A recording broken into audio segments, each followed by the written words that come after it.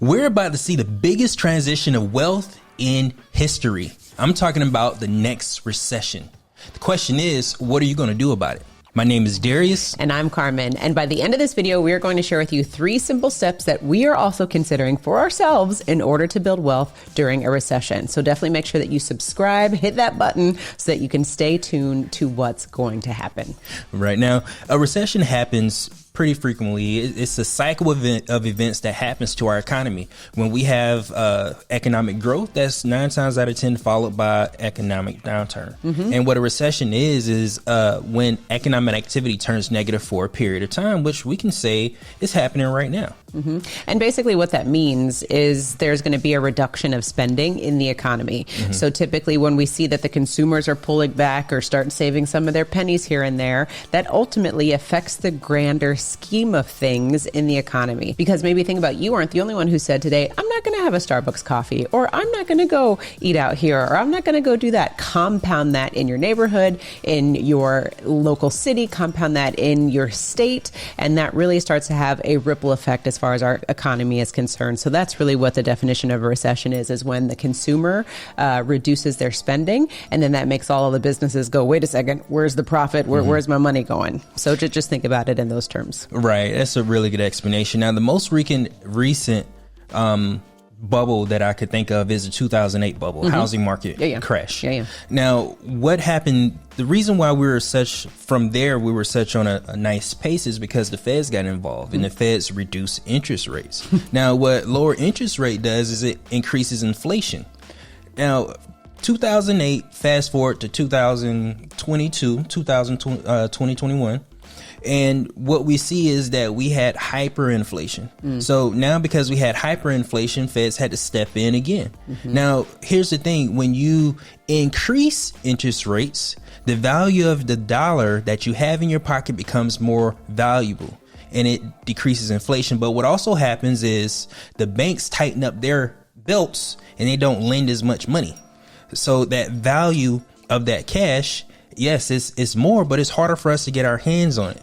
And you have to think about it too. Like, remember that explanation that I was just sharing. If you're a business and you recognize that the customers aren't coming as quickly as they used to, that door isn't opening as much as you're used to seeing it open. The banks essentially are going, wait a second, we need to pull back on some of our lending opportunities because we need to make sure that this money is coming back to pay back all the outstanding loans. Right. So they start to get more conservative with their lending, which starts to turn things around. Once you see the banks and the Fed start doing this with the interest rates, then things are getting dicey with the economy. The goal of this was to bring down inflation, but with higher interest rates, the probability of recession increases. At the beginning of the year, we saw layoffs. We see fewer jobs available. We see a decrease in what Carmen said, consuming, less corporate spending. All this goes into effect of our overall economic health. And right now, our economic health is kind of dicey. Now, what we also notice is what billionaires have done starting back in 2020, because they saw the writing on the walls. You see, Jeff Bezos, he liquidated about $10 billion worth of shares of Amazon stocks. That goes back to one of the things that happen when you increase rates. The dollar you have now becomes more valuable. So he liquidated his money so he can have it in cash because of the value of it, so he can do something with it. And that almost seems like opposite of what we know, right? Because typically people think about if I'm in an economic recession, I need to be holding on to things, right? I need to be skimping, I need to be saving, I need to do this and that and the other, where what you recognize that people who have money, they're starting to liquidate their assets because they need that cold hard cash in order for them to continue to make strategic opportunities or transfer wealth in their perspectives. So that's a shift in knowledge, or a shift in what we know, because I think what we're taught as consumers is hold your pennies, don't do anything, stop buying out, stop eating out, stop doing this, stop doing that. When people who have have money are looking at all their assets and going, okay, we're going to clear this off the deck because this is going to bring me $10 million, whatever the case may be, because then I'll be able to take that $10 million and then invest that into real estate, invest that in the market, invest that wherever so that I can get a better return or a more aggressive return because things are going to be cheaper for me to get into at this point. Right. And that's one of the opportunities that we have for ourselves. And that's because we're watching what Jeff Bezos and Elon Musk is doing. They both over the past couple of years liquidated or they sold their shares so they can have that cash so they can take advantage of opportunities. I guarantee you, once they feel like things hit the bottom, they're going to put their money back in the market and ride that wave back up. And you know what, as we're sharing this, it also makes me think about the fact of how consumers can be attached to things. You know what I mean? And I'm saying this from like maybe our story, or a little bit of our perspective. It would have been hard for us to just liquidate some of our assets because we were so attached to it. Because as consumers, we can be attached to things. But when you're an investor, you can't be attached to things because you have to look at the value of everything and be ready to trade that value for something that might be more valuable. Right. So in this instance, when you have Elon Musk, when you have Jeff Bezos, for example, moving money around, selling off their shares, that's where we need to start perking up, those antennas and going, wait a second, what do I need to be doing within my own personal economy, meaning my household, so that I can even just do this on my level, right? Because we're not saying that you have $10 billion of Amazon stock, but what things do you currently own that are valuable that you could probably sell and get some cash for, so that maybe you could turn that cash into or plant that cash as seed money into an investment that will make you money. Now, let's jump into the points because you started working on some of them, and let's just go ahead and jump right into them. The first thing we should do is, if we are invested into a really solid company, the last thing we want to do is ditch it with everybody else. Don't do what everybody else is doing. Don't do what everybody else is doing. Didn't our parents tell us that when we were, yay high? Now, this is for educational purposes only, and just looking at history, what we're telling you is what our plans are for ourselves, and maybe you can take some of these into consideration, but this is just for educational purposes only.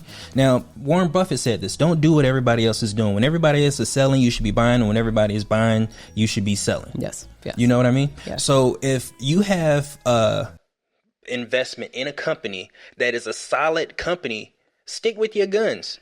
When a recession happens, everybody goes down. But those companies that are very good companies, they go back up. We see some companies they're able to ride the wave. Yeah, you see some companies like Amazon that took a hit back in 2020 during COVID, but now they're back to where they were. It's because they're a solid company. Well, and I think it also goes back to your research, right? When you are getting invested in the market, you have to do your research. And we say this all the time, right? Do the math, do your research, understand what you're getting into, because if you're just investing willy-nilly and you don't understand the economic history about the companies that you're investing in, then I'm going to say shame on you, right? Because when recessions happen, when companies are trying to ride the wave, you should be able to know exactly how the companies have performed historically, where their assets are lying, so that way you'll be able to see the red signs to say, hey, they're not liquid enough or whatever the case may be, so you can decide first and foremost who you should be investing in, regardless of what the economy is doing. Absolutely. Now, that's a good segue to the second point, because what you have to do is you have to save your money so that you can take advantage of those opportunities that presented itself. Because let's take a look back in 2008. People that had money, they were able to take advantage of those houses that were being sold for pennies on the dollar. Yeah, buy up the whole neighborhood. What happened was the banks had all these houses, and they needed to get rid of them, and they needed to get rid of them quick. So what happened is they sold them at discounted rates. There was houses that were being sold for thousands of dollars that are right now worth hundreds of thousands of dollars. And this is where we see the wealth transfer happen, right? Because when the real estate market takes a hit and those investors who have capital are able to invest significantly into cities, into neighborhoods, whatever the case may be, and then they can immediately start building wealth just because of the investment that they had. So liquidity is a huge piece to this topic that we're talking about, which which is making sure that when you are paying yourself first, right, you're putting respect on that money. And you're also, once you have that money, you still have to respect it and making sure that you're investing it in the best way possible to ensure that you can have a return. Now, you mentioned making sure you're doing your research.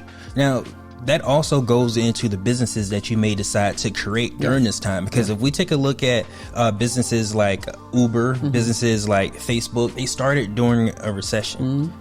You know what I mean? Absolutely. And what they were able to do is they were able to sit in those pockets and understand the market and understand the opportunity that presented itself based on where everything else was falling apart. Yeah. And it all goes back to just what we talk about on the Wealth Nation channel, right, is about taking ownership. I just happen to be wearing the shirt today. But the whole point about taking ownership is understanding what is happening not only with your money, but understanding what's happening within the subjects that you enjoy getting invested in. Because we have to also be in the money business and we have to understand how to place our money. So when we talked about the very first point, not cashing out, it's easy to freak out and say, oh, I'm going to take all of my money. But remember what Elon Musk is doing. Remember what Jeff Bezos is doing.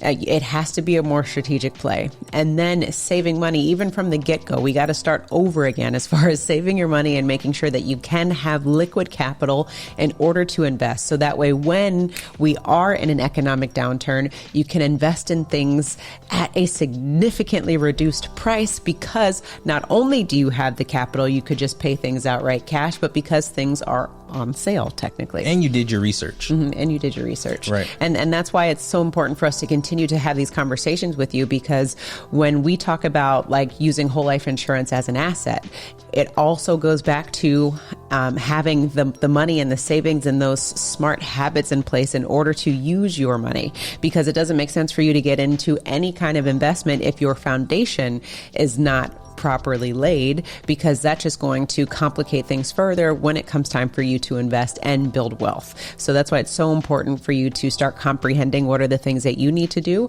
in order to get your ducks in a row so that you can build that generational wealth and take advantage of it during times like this. Now, when you have a good foundation, a good financial foundation, you always have money for opportunities, because opportunities aren't just limited to recessions. Opportunities are limited to how much money that you have. Yeah. And that's a great point, Darius. So if you are looking for help, if you're looking for how to use whole life insurance as an asset so that you can take that asset to help you invest, then definitely click on the link below. Our team would love to serve you and to help you start transforming your savings into amazing tax-free assets.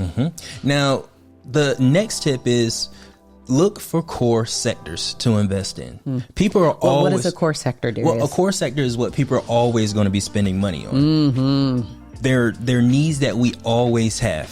So people are going to continue to spend money on medical care.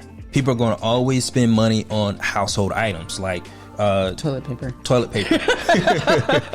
and paper towels, like we saw during COVID. Electricity, food, regardless of what the economy is doing. It's the necessities. You know, it's humankind, right? You invest in the things that you know that we are always going to need, regardless, again, of what the economy is doing. People always going to drink Pepsi. They always going to drink Coca-Cola. And people always going to wipe their butt. So we're giving you the cheat sheet. Don't go try to figure out what you need to invest. Go look at the things that we use every single day. And also look at the things that you're interested in, right? A lot of times people look at... Or the point that I'm trying to make is don't try to go learn a new subject. You are interested in something specific. And if you're interested in something specific, it's because you're passionate about it. So look at the opportunities that you can start investing in those opportunities because you already know it. So don't spend all of that energy learning something else when you could just get started with something that you're passionate about. Right. Now, these are some of the things that we're going to do for ourselves. What we want you to do is take into consideration your own needs and your financial situation. It's different from ours. Our needs are different, but you have to really understand and take in consideration your own needs before you make any financial decision. And I want to continue to harp on that. It's different from ours. It's different from your mamas. It's different from your brothers. It's different from your neighbors. I have to harp on this, right? Because your neighbor is going to be like, hey, Jimmy, you should go do this. And you're going to be like, sure. sure, let me get into it. And then it may not be something that you know, and things could happen. Who knows? I'm not going to put that bad juju on you, but I'm just saying, know what you're getting into, and don't assume that what's good for somebody else is going to be good for you. That's why we say take ownership. Right. Now, what also we need to take in consideration is asset classes. And we created a video about this that you can watch here to learn different asset classes that you can take advantage of during this time. Spread the wealth, family. Spread the wealth. True diversification. And make sure that you own your own lifestyle. Or someone else will.